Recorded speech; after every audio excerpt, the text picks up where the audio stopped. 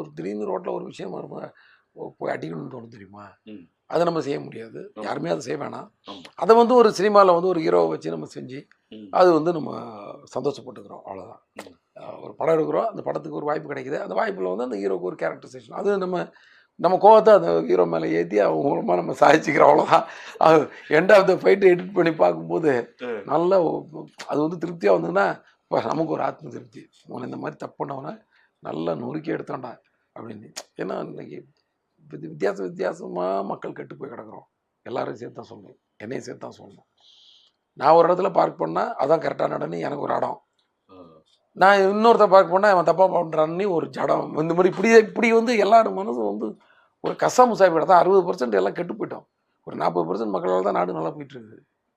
So இப்போ இந்த 60% கெட்டு போன கெட்டு போச்சுன்னு சொல்கிறத விட ஒரு மாதிரி கன்ஃபியூஸ் ஆகி கிடக்குறோம். எது கரெக்டு தப்புன்னு.